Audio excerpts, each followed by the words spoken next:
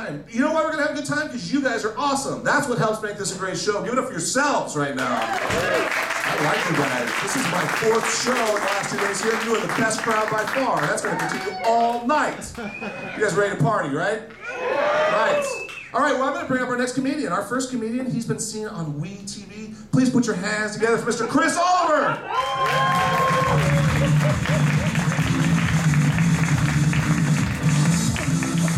Hello, everybody. Hello. I'm Chris Oliver, and I'm getting older. I can tell I'm getting older because I've pretty much had every fortune cookie. So I'll just rerun. No, I went to the doctor last week, and he told me my cholesterol was too high. Which, you know, I've always had high cholesterol. I've never really worried about it before.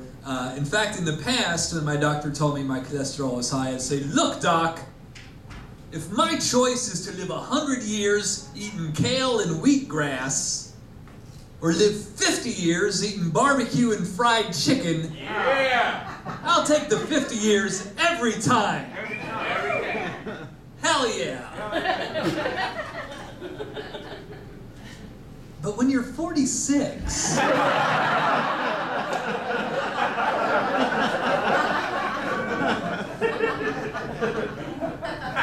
all of a sudden those 50 years don't seem like such a bargain. Turns out I am not that committed to this idea. It's really not so bad getting old. There's a lot of things I actually like about getting older.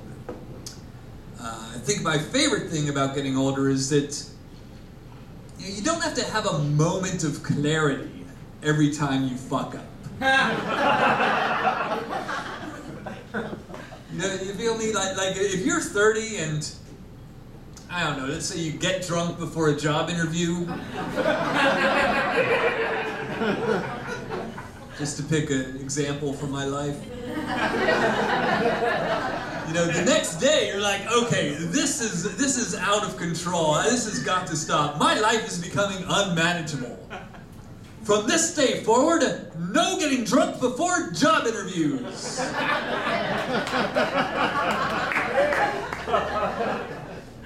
Yeah, but if you're 40 and you get drunk before a job interview, the next day you're like, well, that's just me.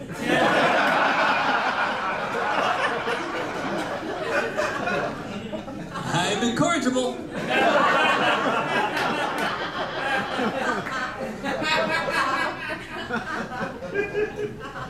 I think my least favorite part of the job interview is when they ask you, why do you want this job? Because if I'm being honest, I don't.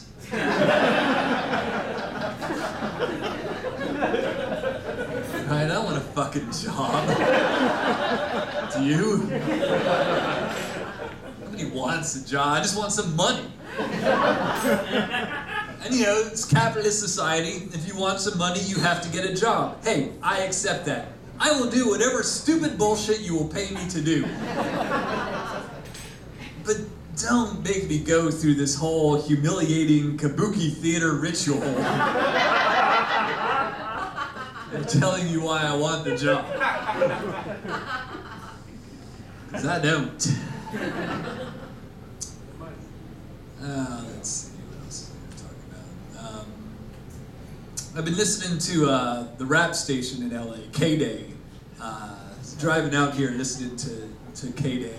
And, a lot of rap songs, they have some words that you can't say on the radio. So they'll have to bleep them out. When I was driving out here, I heard this one that said, "I got 2 bags of bleep, get you acting retarded." So come on, you bleeped the wrong word, K-Day. We're okay with the weed. Like, can you imagine someone listening to a rap station? Like, wait a minute, was that a marijuana reference? That is not acceptable. Marijuana, it's kind of like half legal in California now. which I don't really like. I don't like this situation. Like if I get busted, I can't even rat out my dealer.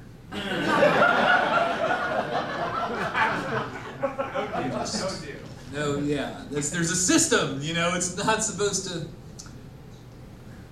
Some people don't think drugs should be legal. Some people say drugs should not be legal because drugs destroy people's lives.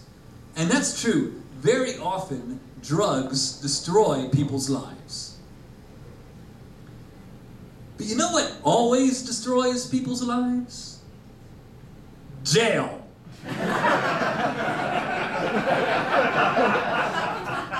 That's like 100%. Seems to me not an improvement in this situation. They say if you go to jail, on the first day, you should find the biggest motherfucker in there, walk right up to him, and punch him in the face. So everyone else knows that you're a badass and they'll leave you alone.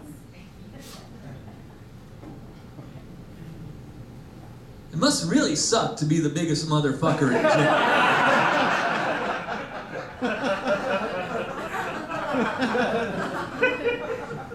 You know, like every week, well, at least one person is going to punch you in the face. Because it's Monday again. I don't know. There's no reason for marijuana to be illegal. The only reason anyone is against marijuana being legal is because people hate change. And it doesn't matter what it is, it doesn't matter how little it affects your life, if you change something, people will lose their shit. Case in point, Pluto.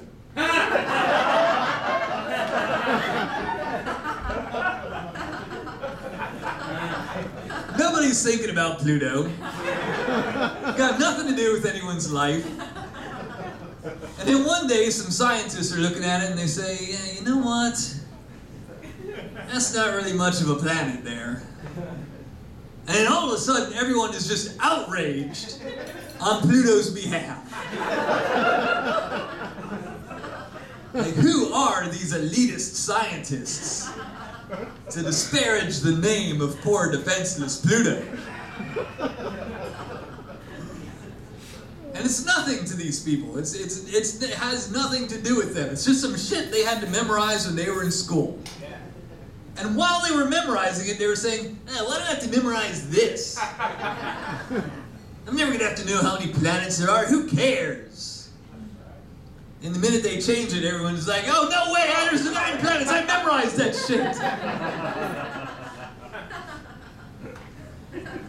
It's not important. That's what I'm saying. It's not like it's Venus or Mars. You can't even see it. They didn't even know it was there until 1930. Thank you, Wikipedia. And I'm sure when they found it in 1930, people were pissed. People were like, oh, no way, there's 8 planets. I memorized that shit. Ain't no 9th planet named after Mickey Mouse's dog.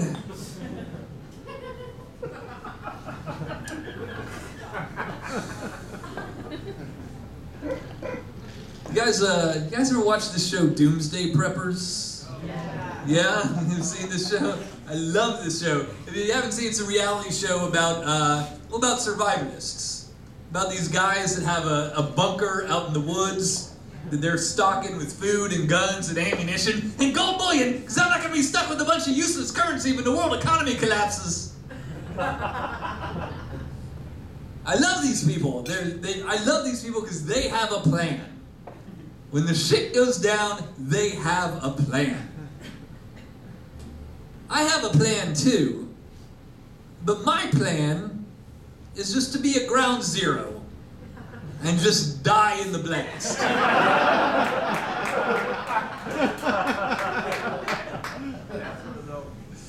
Right, that's why I moved to LA. You know, let's get this over with. I am not hanging around for the zombie apocalypse. I mean, don't get me wrong, I love life. I do, but when I say that, I'm talking about this life.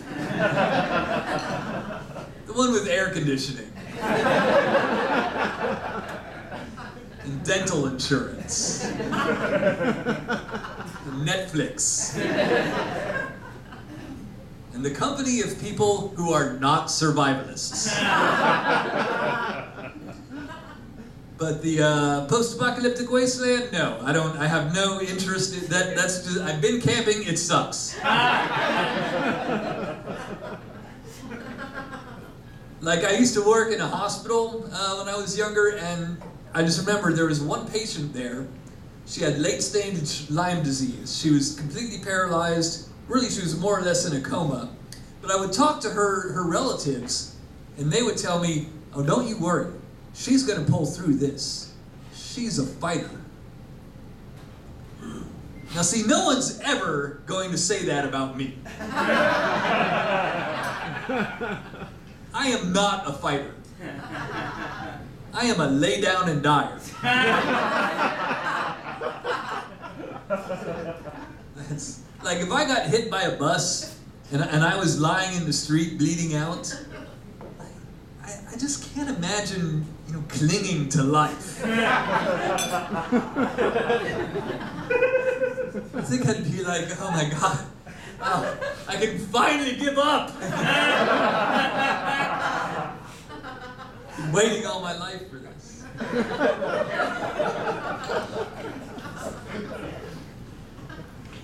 You ever just look at your watch like, oh man, I got another 40 years of this shit.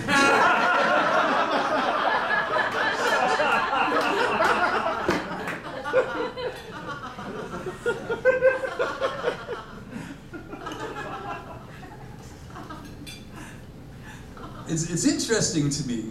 I think it's interesting that the first Bible story we teach to children is the story of Noah's Ark.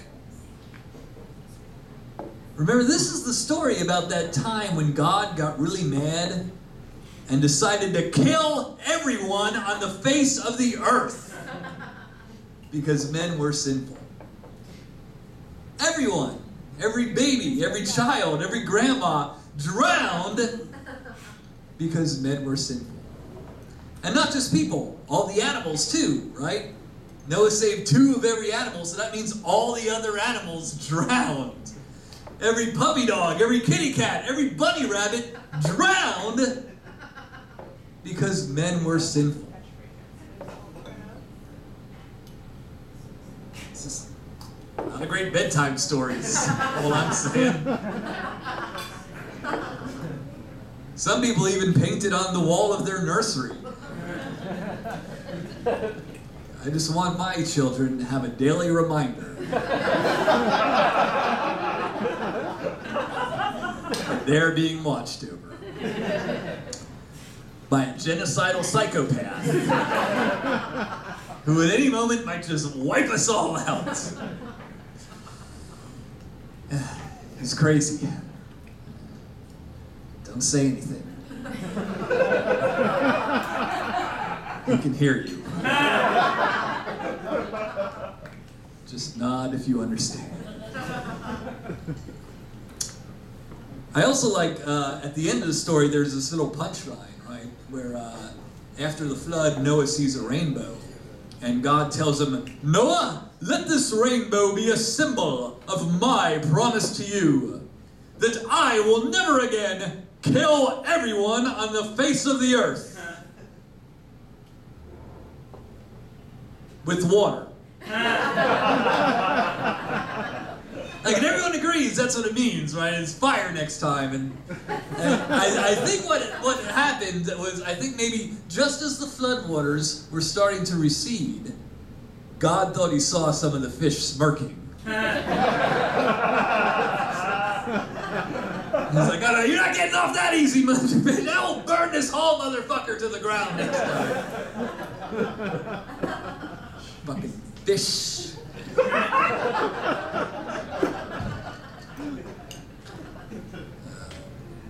I don't know. What if it was just never even about us in the first place? Like, what if God created this other world, like in the Andromeda galaxy, We're just supposed to be their space aliens. They're like really the... I mean, I know they say that God created man in his own image. But when you think about it, all that really means is that the entirety of human existence is just one big selfie. Thank you very much.